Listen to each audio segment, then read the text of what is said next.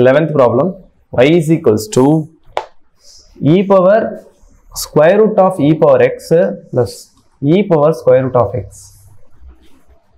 Okay, actually இது ஒரு binomial term. இது ரெண்டுத்துக்குமே overall ரொம்ப difference இருக்கு. இப்போ நம்ம இதுக்கு முன்னாடி ஒரு sum பார்த்தோம், sin cube x sin x cube அந்த மாதிரி ஒரு ஃபங்க்ஷன் தான் இது. நல்லா கவனிங்க. இது எப்படி இருக்குன்னா ஒரு ஃபங்க்ஷன் ஹோல் பவர் n ல இருக்கு. That is y is equals to e power x the whole power 1/2 னு இருக்கு. ஓகே, இது e power square root of x னு இருக்கு.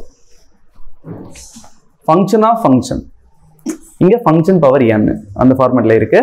சோ அப்ப நம்ம இதை எப்படி டிஃபரன்ஷியேட் பண்ண போறோம் அப்படின்னா y dash is equals to okay 1/2 e power x into whole power 1/2 minus 1 னு வரும். அதுக்கு அப்புறமா e power x டிஃபரன்ஷியேட் பண்ணா e power x மட்டும் தான் வரும். Okay fine. அடுத்து என்ன வரும்? Plus e power square root of x அப்படினு இருக்கு. இது எப்படி டிஃபரன்ஷியேட் பண்றது? e power anything is e power anything and then square root of x differentiate பண்ணா என்ன வரும்? it is 1/2 square root of x. Okay, so இப்போ இது ஃபைனலாக நம்ம சிம்பிளிஃபை பண்ணுறோம் அப்படின்னா என்ன வரும்?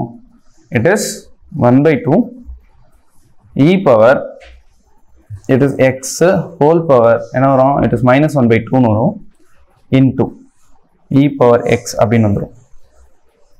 சரியா? ப்ளஸ் இங்கே e power root x by 2 root x. So நம்ம இது என்ன சிம்பிளிஃபை பண்ணணும்? இங்கே பாருங்கள், e power x whole power -1/2, இங்கே e பவர் x மட்டும் தான் இருக்கு.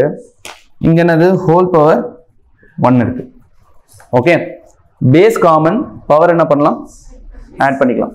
அப்படி ஆட் பண்ணா என்ன வரும் அப்படின்னா it is 1/2 e power x okay whole power 1/2 வரும். ஓகே, ஏன்னா -1/2 + 1 வந்து என்னது? It is 1/2. 1ல பாதி போச்சுன்னா பாதி, அந்த கதை தான்.